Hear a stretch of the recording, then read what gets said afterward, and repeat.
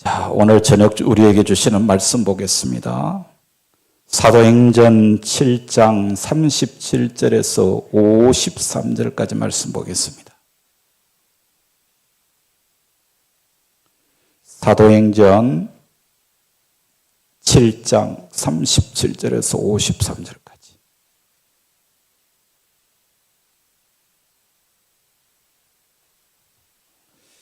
신약성경 198쪽입니다.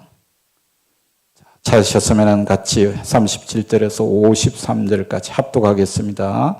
이스라엘 자손에 대하여 하나님이 너희 형제 가운데서 나와 같은 선지자를 세우리라 하던 자가 곧 이 모세라. 시내 산에서 말하던 그 천사와 우리 조상들과 함께 광야에 있었고 또 살아있는 말씀을 받아 우리에게 주던 자가 이 사람이라.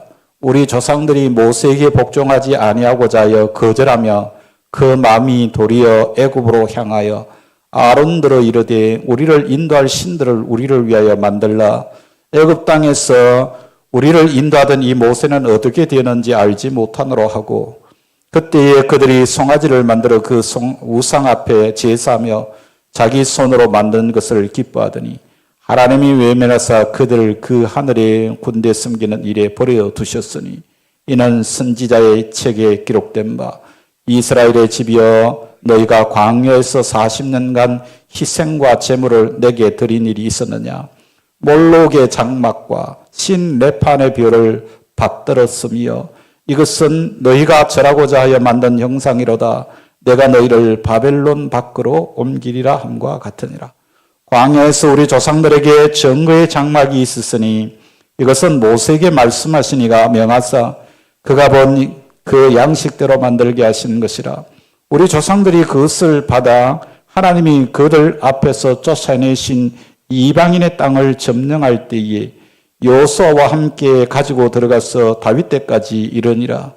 다윗이 하나님 앞에서 은혜를 받아 야곱의 집을 위하여 하나님의 처소를 준비하게 하여 달라고 하더니 솔로몬이 그를 위하여 집을 지었느니라. 그러나 지극히 높으신 이는 손으로 지은 곳에 계시지 아니하시나니 선지자가 말한 바 주께서 이르시되 하늘은 나의 보좌요 땅은 나의 발등상이니 너희가 나를 위하여 무슨 집을 짓겠으며 나의 안식할 처소가 어디냐. 이 모든 것이 다 내 손으로 지은 것이 아니냐 함과 같으니라. 목이 곧고 마음과 귀에 할례를 받지 못한 사람들아, 너희도 너희 조상과 같이 항상 성령을 거스르는도다. 너희 조상들이 선지자들 중에 누구를 박해하지 아니하였느냐. 의인이 오시리라고 예고한 자들을 그들이 죽였고 이제 너희는 그 의인을 잡아준 자요 살인한 자가 되나니 너희는 천사가 전한 율법을 받고도 지키지 아니하였도다 하니라. 아멘. 할렐루야. 오늘 이제 사도행전에 나오는 이 스데반의 설교의 끝부분입니다. 이 스데반은 지금 마지막 설교 부분에서 아주 중요한 이야기 한 단어를 이야기하고 있는데요. 바로 37절이죠. 예. 38절. 다시 보십시오. 38절. 시내 산에 말하는 그 천사와 우리 조상들과 함께 광야교회에 있었다. 광야교회. 그러니까 오늘 스데반의 설교의 내용의 핵심 주제가 광야교회입니다. 그러니까 예루살렘 성전과 이스라엘의 그 무리를 하나의 교회로 보고 말씀하고 있습니다. 그 교회가 지금 잘못 가고 있다는 것을 경고하기 위해서 사용한 단어가 광야교회라는 단어입니다. 예수님을 십자가에 못 박았다는 사실과 이스라엘 백성이 모세를 죽이려고 했다는 그 사실, 그것을 같은 맥락에서 지금 말씀하고 있는 것이죠. 다시 말해서 모세를 죽이려고 했던 그 광야교회 사람들이 오늘 예루살렘에서 예수님을 죽였다라는 것입니다. 그것뿐만 아니라 예수님을 죽이고도 모자라서 그 제자들까지 죽이려고 한다. 그런 이야기죠. 자, 그래서 스데반은 이 설교 말씀을 하고 이제 마지막으로 순교하게 되죠. 그 구약적인 역사를 통해서 오늘 이 순간 스데반은 자신이 처한 그 현실을 아주 신랄하게 비판하고 있는 것입니다. 그래서 모세는 바로 예수 그리스도의 예표요. 그때 이스라엘 백성은 모든 교인의 본체라고 설명하면서 저희들을 책망하고 있는 것이죠. 너희는 성령을 거슬렀고 말씀을 거슬렀고 계시 역사를 거슬렀고 하나님의 역사심을 거슬렀고 하나님의 아들을 죽였을 뿐만 아니라 오늘 또 너희들은 나를 죽이려고 하고 있다. 이걸 지금 말씀하고 있는 것이죠. 그러니까 아주 날카로운 그런 비판적인 설교를 이 마지막 부분에 하고 있는 것입니다. 그 속에 말씀하시는 것이 광야교회입니다. 광야교회. 그래서 이 단어는 굉장히 중요한데요. 성경에 딱 한 번 나오는 단어가 바로 이 광야교회입니다. 아주 의미 깊고 신비로운 표현이고 또 계시적이고 영감적인 성경 해석이라고 생각되는데, 이렇듯 스데반은 구약 성경을 교회론적이고 구원론적인 측면에서 광야교회라고 한마디로 말씀하고 있습니다. 여러분 먼저 이 광야를 한번 생각해 보시기 바랍니다. 우리나라에는 광야라고 할 만한 곳이 없습니다. 사실은요. 미국이나 뭐 중국이나 유럽이나 아프리카 이런 데는 광야가 엄청나게 많이 있죠. 광야는 굉장히 무서운 곳입니다. 모래가 덮여 있고 거기는 뭐 자란다고 해봐야 선인장이나 자랄까, 다른 어떤 풀도 자라기가 어렵죠. 무서운 짐승들이 있습니다. 전갈이나 뱀이 사는 곳이 바로 광야이죠. 사람은 도저히 살 수 없는 곳입니다. 그러니까 문명이나 과학이 발달한 지금도 이 광야에 한번 잘못 들어갔다가는 돌아오지 못하고 거기에서 헤매다가 죽는 경우가 허다한 것입니다. 예. 바로 이것이 광야죠. 자, 스데반이 설명하고 있는 이 광야교회라고 하는 것은요, 세 가지 차원의 구원을 우리에게 말씀합니다.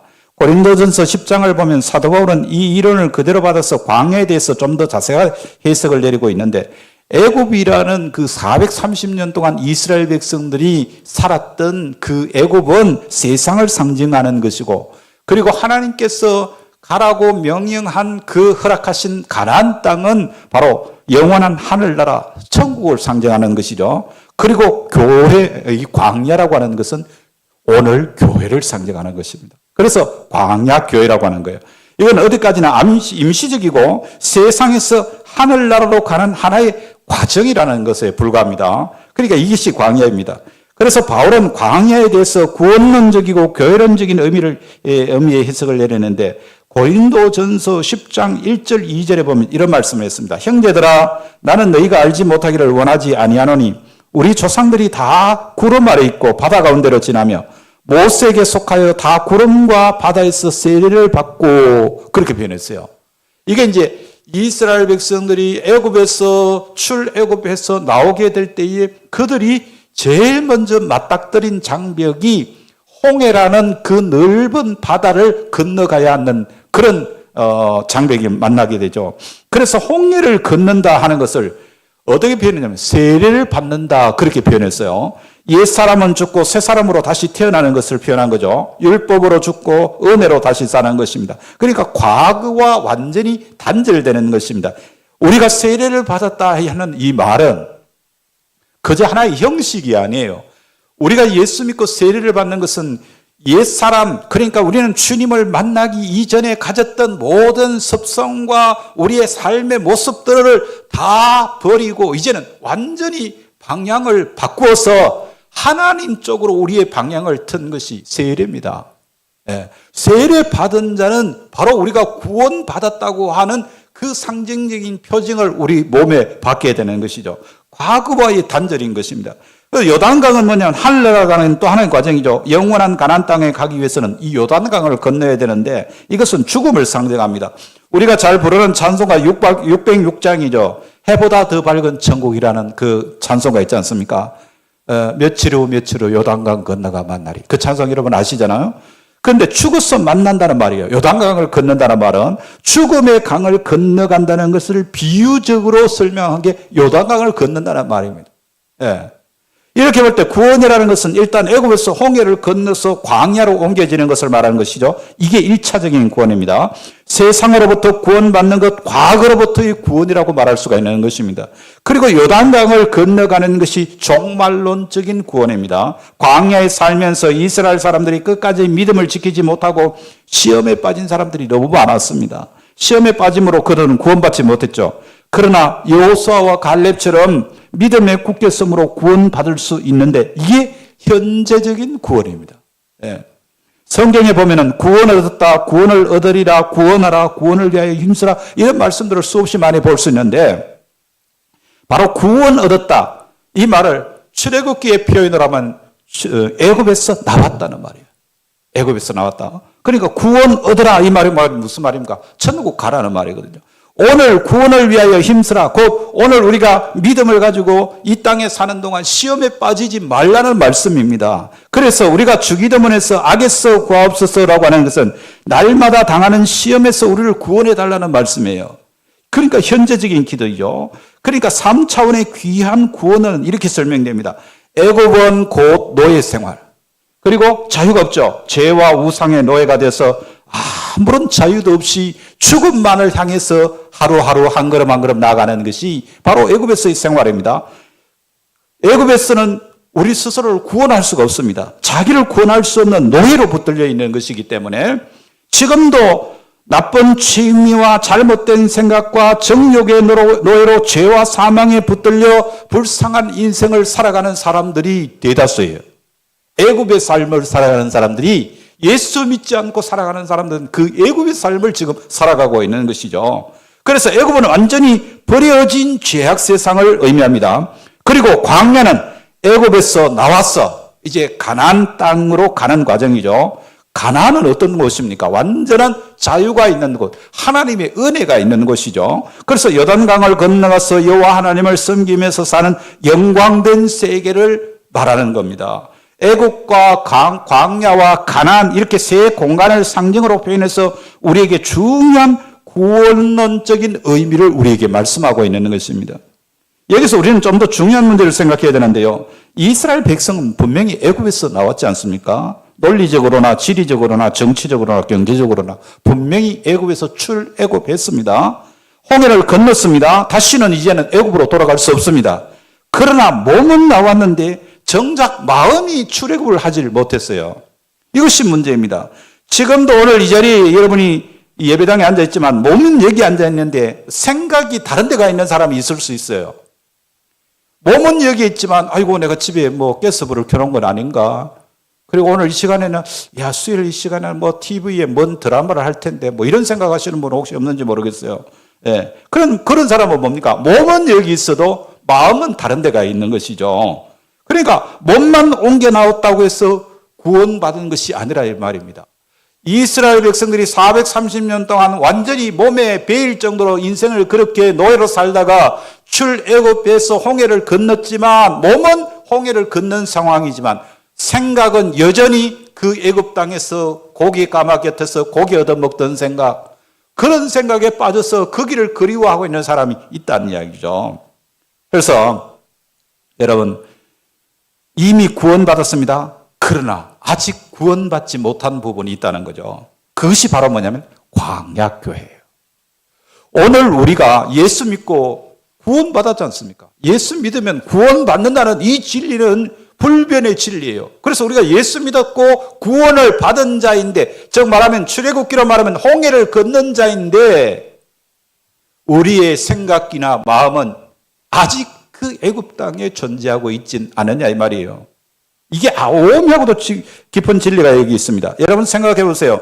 이스라엘 백성이 애굽에서 출애굽하여 나온 사건이 얼마나 극적인 사건입니까? 애굽의 바로는 이스라엘 백성들을 놓아줘 버리면 요즘 말로 하면은 3D의 직업을 일을 감당하던 사람들을 다 잃어버리게 됩니다. 험한 벽돌 공장, 그 다음에 농사 짓는 일을 하던 그 이스라엘 백성들이 다 사거리 나가버리면 그 일을 누가 감당합니까? 그래 왕의 입장에서는 도무지 이스라엘 백성들을 출애굽할 수 없게 막아야 합니다. 그래서 하나님께 재앙을 당하는데 몇 가지 재앙을 당하죠? 10가지 재앙. 마지막 장자의 죽음에서 결국은 이스라엘 백성들을 보내줄 수밖에 없는 상황입니다. 그래 놓고 또 미련이 남아서 출애굽하는 이스라엘 백성들을 다시 잡아오려고 군대까지 동원해가지고 자기도 홍해를 건너다가 홍해에서 완전히 몰살당하는 그런 일이 벌어졌잖아요. 예. 여러분, 모세의 기적으로 갈라진 홍해를 건너면서 이스라엘 백성들이 틀림없이 애굽에서 나왔습니다. 그러나 정신과 마음은 아직 출애굽하지 못했습니다. 그러니까 광야교회에서부터 진짜 출애굽이 이루어지는 거예요. 오늘 우리로 말하자면은 우리가 이 교회 생활을 통해서 진짜 구원받은 자의 삶의 모습이 우리의 삶의 열매로 나타나야 된다는 그런 이야기죠. 그래서 오늘의 본문에서 광야께서 되어지는 일을 한번 보시기 바랍니다. 39절에 보면은 우리 조상들이 모세에게 복종하지 아니하고자 하여 거절하며 그 마음이 도리어 애굽으로 향하여 그랬죠. 저희들이 모세를 거절했다 합니다. 그러니까 광야교회의 믿음에 대해서는 지난 시간에 이미 공부하는데 먼저는 뭐냐면 절대적으로 하나님을 믿는 믿음이죠. 그 다음에 두 번째로 하나님의 말씀을 믿는 믿음이 있습니다. 하나님께서 계속 지시하고 계시는 것이죠. 그리고 저들은 하나님의 말씀을 따라가면 됩니다. 가라고 하면 가고 오라면 오고 기다리라면 기다리면 됩니다. 이게 하나님께서 원하시는 믿음이죠. 그 다음에 세 번째, 모세를 하나님의 사람으로 믿는 믿음이 있습니다. 모세는 하나님께서 지명하여 세우신 주의 종 아닙니까? 따라서 저들은 모세를 하나님의 사람으로 믿고 모세의 말씀을 하나님의 말씀으로 믿고 따라야 되는 것입니다. 모세를 따라가는 것이 결국은 하나님을 따라가는 거예요. 예. 모세의 말씀을 듣는 것이 하나님의 말씀을 듣는 것이에요. 모세를 거역하는 건 결국은 하나님을 거역하는 행위가 되는 것이죠. 그래서 하나님께서는 저들에게 모세 중심적인 신앙을 원하셨습니다. 그런데 이스라엘 백성들은 어떻게 했다고요? 왜 하필 모세냐? 아론도 있는데 아무나 하나님 말씀 들으면 되지 왜 모세만 하나님 말씀 듣고 왜 모세만 하나님의 말씀을 우리에게 전해야 되느냐? 원망하다가 광야에서 다 멸망했습니다. 네. 나는 모세를 통하여 너희들과 이야기한다. 그 모세의 말을 믿으라는 겁니다. 저들은 그것을 부정하고 모세를 거역했습니다. 그러니까 하나님의 말씀을, 하나님의 통치를, 심지어는 하나님의 인도하심과 하나님의 구원하심과 하나님의 약속까지도 다 거부해버린 것이죠. 그러니까 하나님께서 바라는 믿음이 그들에게 있었다 없었다? 없었다. 이것이 광야에서 범했던 저들의 죄라는 말. 믿음이 없는 죄. 이게 광야교에서 나타났던 이스라엘 백성들에게 가장 먼저 든 죄죠. 그 다음에 두 번째 뭐냐면 저들이 광야교에서 또 하나의 범한 죄가 있는데 바로 원망죄입니다. 특별히 사도 바울은 고린도전서 10장에서 누누이 말씀을 하는데 고린도전서 10장 10절에 이렇게 말했습니다. 그들 가운데 어떤 사람들이 원망하다가 멸망시키는 자에게 멸망하였나니 너희는 그들과 같이 원망하지 말라. 예. 그러니까 원망이 뭐예요? 원망은 불신에서부터 오는 거예요. 하나님의 능력을 믿지 못하기 때문에 원망이 생긴 거죠. 이미 구원하심에 대한 감사가 없으므로 원망이 삭트는 것입니다. 우리는 율법을 어기는 것만이 죄라고 생각합니다만 그렇지 않습니다.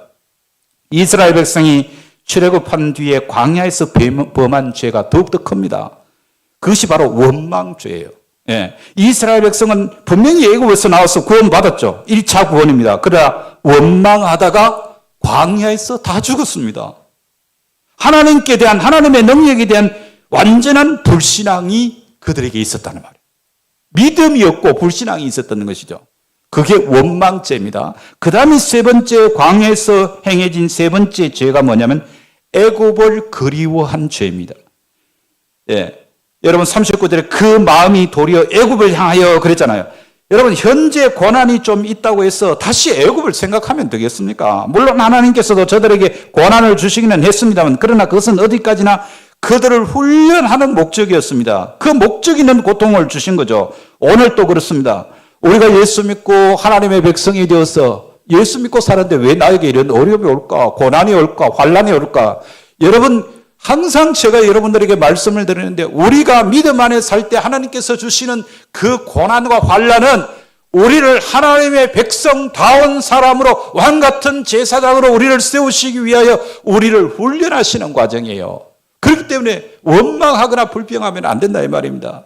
오늘 또 어떤 고난을 겪든지 그 고난에 하나님의 분명한 목적이 있다는 것을 알아야 됩니다. 때로는 왜 이 고난을 겪는지 이유를 이해하지 못할 때가 있습니다. 그러나 하나님께서는 분명한 목적이 있다는 것을 우리에게 말씀하고 있는 것이죠. 이스라엘 백성들은 조금 어려운 일을 당한다고 해서 원망했습니다.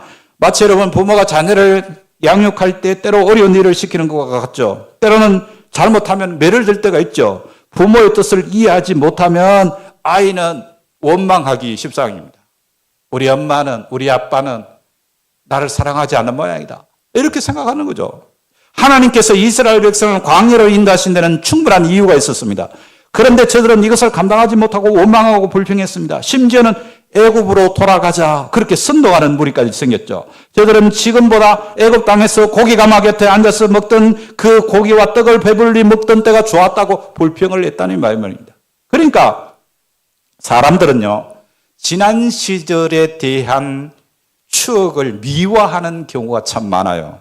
그래서 지난날 죽을 고생해놓고도 그때가 좋았다 그렇게 이야기합니다. 여러분 신문이나 텔레비전 보십시오. 오늘을 가리켜서 총체적인 위기에 처했다 이런 이야기를 많이 하잖아요. 그런데 지난날이 오히려 좋았다 그럽니다. 여러분 몇 년 지나 보십시오. 오늘의 총체적인 위기가 좋은 시절로 둔갑합니다. 그리고 오늘이 진짜 위기다 이렇게 뜻은. 이게 인간 삶의 모습입니다. 여기에 문제가 있잖아요. 이스라엘 백성이 애굽에서 얼마나 수많은 고생을 했습니까? 여러분 농사 짓고 그것도 성을 쌓는 데 있어서 성벽 쌓는 데 있어서 여러분 흙벽돌을 찍는다고 한번 생각해 보세요. 그게 얼마나 힘든 일입니까? 자, 이럴 바에 차라리 광야에 나가 죽자 이런 생각을 했습니다. 그러나 정작 출애굽하여 광야에 이르러서는 그때가 좋았다 이렇게 되더라고요. 비록 노예 생활했지만 배는 골지 않았다. 뭐 이런 생각을 했다. 그래서 애굽으로 돌아가자는 겁니다. 얼마나 큰 죄입니까? 그뿐만 아니라 오늘 보면 40절에 보십시오. 아론도로 이르되 우리를 인도할 신들을 우리를 위하여 만들라. 결국은 아론을 충동해서 금송아지 우상을 만들었다 이 말입니다. 예. 여기는 신학적으로 매우 중요한 의미가 있습니다. 저들이 금송아지를 만들 때 하나님을 버리고 우상을 섬기자는 차원에서 만든 것이 아닙니다. 저들은 하나님을 믿고 모세를 믿고 살았습니다. 그런데 그 모세가 시인의 산에 올라가서 기도하는 동안에 40일이 지나도 모세가 내려올 생각을 하지 않는 거예요. 그래서 저들은 슬슬 불안해지기 시작하는 거죠. 그렇게 하는 모세가 죽었다 이렇게 판단하게 된 겁니다. 그래서 저들은 무엇인가 눈으로 볼 수 있는 하나님이 있어야 되겠다고 생각했죠. 그것이 바로 금송아지 우상이었습니다. 이 우상이 하나님의 형상이라는 거예요. 예.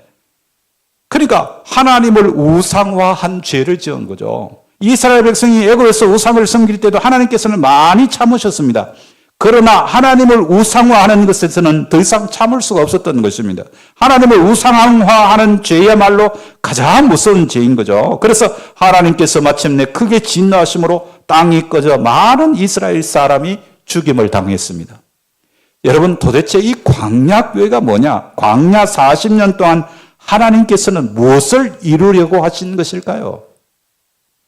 원래 이스라엘 백성은 요단강 가까이에서 정탐을 하지 않습니까? 하나님의 말씀하신 대로 그냥 순종하고 가나안 땅을 건너가면 될 텐데 정탐은 무슨 정탐입니까? 이게 뭐냐면 불신앙에서 시작되는 거예요. 더구나 저들은 여호수아와 갈렙을 제외한 10명의 정탐꾼들이 그 탐지한 땅을 악평하고 자신감을 잃어버리는 모습을 보니까 그들을 향해서 원망과 불평이 쏟아지지 않습니까? 그래서 하나님께서는 진노하셔서 가나안 땅을 눈앞에 두고도 다시 광야로 후퇴시켜서 40일 정탐하고 돌아온 그 일수의 연을 곱하여서 40년 동안 광야에 있어 헤매도록 만드신 거예요. 그래서 광야는 하나님 백성으로 만들어가는 훈련 장소입니다. 광야는 분명히 출애굽한 곳이 맞습니다. 여러분 한번 생각해 보세요. 하나님께서는 저들이 애굽에서 물들은 죄악의 문화와 그들의 애굽적인 것들을 깨끗이 지워버리려고 하셨습니다. 그것을 씻어내는 데에 40년이 걸렸어요. 예. 그 상징적인 예가 바로 모세입니다. 하나님께서 모세를 서시고자 할 때 여러분 광야 미디안 광야에서 양을 치고 있는 모세에게 하나님의 사자가 나타나서 모세야 모세야 네가 선 곳은 거룩한 곳이니 네 발에서 신을 벗으라 그렇게 말씀하셨죠. 성경에 있는 대로 모세는 신을 벗고 하나님 앞에 맨발로 섰습니다. 예. 그러니까 신을 벗으라는 말이 뭐예요? 네가 신고 있는 네가 가지고 있는 과거를 벗으라 그런 말입니다. 그러나 우리가 아는 대로 모세는 과거를 깨끗이 씻을 수 없었습니다. 이스라엘 백성이 범죄할 때 반석을 2번 내려치는 혈기가 남아 있었던 것이죠. 그래서 하나님께서는 그런 모세를 바로잡으시는데 40년의 세월이 걸린 거예요. 인류 문학에서 이런 이야기를 합니다. 문화가 하나 바뀌는데 40년이 걸린답니다. 문화가 한번 바뀌는데 40년 주기로 문화가 돌아간다. 그런 표현을 하기도 합니다. 그러니까 과거를 씻어버리기 위해서 이 광야가 40년의 세월 동안을 거쳐가게 됩니다. 광야 교회는 하늘나라 백성의 자질을 미리 훈련하는 장소인 것이죠. 그래서 하나님께서는 저들에게 십계명을 미리 주신 것입니다. 그것을 미리 몸에 익히도록 생활화하도록 문화화하도록 체질화하도록 그들을 인도하시는 것이에요. 지금 저들은 광야에서 이것을 훈련받고 있는 것입니다. 그러기 위해서 먼저 하나님께서는 저들에게 증거의 장막을 짓게 하셨죠. 이제 나중에 제가 주일 오후 시간이나 언제 기회가 닿으면 성막 강해를 여러분들에게 꼭 한번 하고 싶습니다. 제가 성막 강해를 2번 했는데, 3번 했군요. 3번 했는데, 직전의 교회에서는 오후 시간에 한번, 오랫동안 성막을 강의했고, 그리고 주일 낮 시간에 출애굽기를 강의하면서 또 이 성막을 한 번 더 다시 짚은 적이 있는데, 아마 여러분들에게도 이 성막에 대한 이야기를 좀 들을 기회가 있으리라고 생각합니다. 하나님께서 성막을 짓게 하셨죠. 그러니까 그 성막을 짓게 하신 것이 목적이 뭐냐면요. 하나님이 임마누엘 하나님, 즉 너희와 함께하는 하나님이라는 것을 분명하게 가르쳐주기 위해서 성막을 짓게 하신 것이에요. 그러니까 증거의 장막을 지어라, 법궤를 가져두너라, 내가 너희와 함께 있다는 상징으로 여기에 성전을 지어라, 내가 너희와 함께 있으니 안심하라, 원수가 쳐들어와도 흉년이 들어도 어떤 질병이 생겨도 걱정하지 마라, 내가 너희와 함께 있느니라. 그게 하나님이 성막을 짓게 하신 목적이에요. 그게 임마누엘 신앙 아닙니까? 임마누엘 신앙을 확고하기 위하여 광야 가운데 성막을 짓게 한 것입니다. 오늘 그것이 교회예요. 그것이 예배당입니다. 아무 두려움 없이 하나님의 지시를 따르게 했던 거예요. 오늘도 우리가 믿음의 삶을 살아갈 때에 이 교회의 존재가 얼마나 귀하고 얼마나 아름다운 것인지 모릅니다. 그래서 저는 이 사실을 깨달아갈 때마다 하나님께서 나에게 맡겨주신 이 목회, 이 사역이, 특별히 교회를 이끌고 나가는 이 신앙의 이 귀한 사명이 얼마나 귀하다는 것을 저는 알기 때문에 이 교회에 대해서 함부로 말을 못하는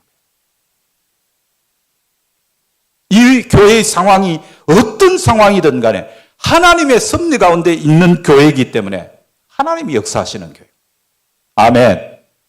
그러니까 우리가 교회를 함부로 말할 수 있습니까? 오늘 본문 말씀 보세요. 이스라엘 백성은 마음의 할례를 받지 못했습니다. 강팍했습니다. 그리고 결국은 모세를 죽이고 애굽으로 돌아가자고 선동하는 사람들이 생기고 말았습니다. 이에 대해서 출애굽기 32장 9절에 똑같은 맥락의 말씀이 있습니다. 하나님께서 말씀하실 때에 내가 이 백성을 보니 목이 곧은 백성이로다. 과거에 그랬듯이 지금도 그 모양이다 이 말이에요. 너희들이 홍해를 건넜음에도 불구하고 내가 너희들을 구원했음에도 불구하고 너희들은 목이 곧은 백성이라는 거예요. 그래서 광야교회는 애국과 가나안 사이에 있습니다. 그리스도인을 신앙으로 훈련하는 현장이라는 것을 분명히 알아야 됩니다. 여러분은 얼마나 철저하게 자기 부정하고 얼마나 깨끗하게 출애굽했는가 우리 자신을 한번 돌아보세요. 우리의 심령은 하나의 교회입니다. 주님을 모시고 있기 때문에 마음의 성전은 교회죠. 그래서 여러분의 마음속에 아직도 애국적인 요소가 혹시 있지 않습니까? 하나님께서 그걸 지워버리시기 위해서 때로는 질병을 주시기도 하고 때로는 실패를 겪기도 하시고 때로는 고통을 주시기도 하고 애국적인 요소를 깨끗이 지우기 위하여 하늘나라를 지향하도록 만들기 위하여 하나님 말씀 따라 순종하는 존재로 만들기 위하여 오늘 또 저와 여러분을 광야교회에 있게 하시는 거예요. 지금 이 교회가 광야교회란 말이에요. 이것은 약속의 땅을 향하여 하나님 가는 과정입니다. 이 교회는 온전할 수가 없습니다. 아직까지 애굽의 때가 그대로 묻어있는 사람도 있고 여전히 애굽으로 돌아가고 싶어하는 사람들도 여전히 교회 안에는 존재하는 겁니다. 약속의 땅 가나안 천국을 소망하며 이 광야교회의 신앙생활이 정말 말씀에 순종하여 하나님께 칭찬받고 마지막 하나님께서 약속한 가나안 우리의 영원한 저 천국에 이를 때까지 진정한 이 광야교회에서의 믿음의 생활이 승리하는 신앙생활이 될 수 있기를 주님의 이름으로 축복합니다. 기도하겠습니다. 사랑의 아버지 하나님, 오늘 또 스데반의 설교 말미에 이 말씀을 통해 광야교회를 배우게 하심을 감사드립니다. 이스라엘 백성들이 광야에서 40년을 훈련받은 곳이 광야교회였듯이 오늘 저에게도 영원한 천국 가나안에 이르기까지 머무는 곳, 훈련받아야 하는 곳이 이 광야교회라는 것을 깨닫습니다. 오늘 또 우리 교회를 통해서 우리를 훈련하시고 애국과 같은 죄악 세상에서 즐기고 누렸던 모든 죄를 씻어내고 원망 불평을 버리고 우리를 구원하신 하나님의 뜻을 바로 깨달아서 말씀에 순종하여 영원한 천국을 향해 전진해 가는 믿음의 사람들 다 되게 하여 주시옵소서. 우리 구주 예수님의 이름으로 기도드리옵나이다. 아멘.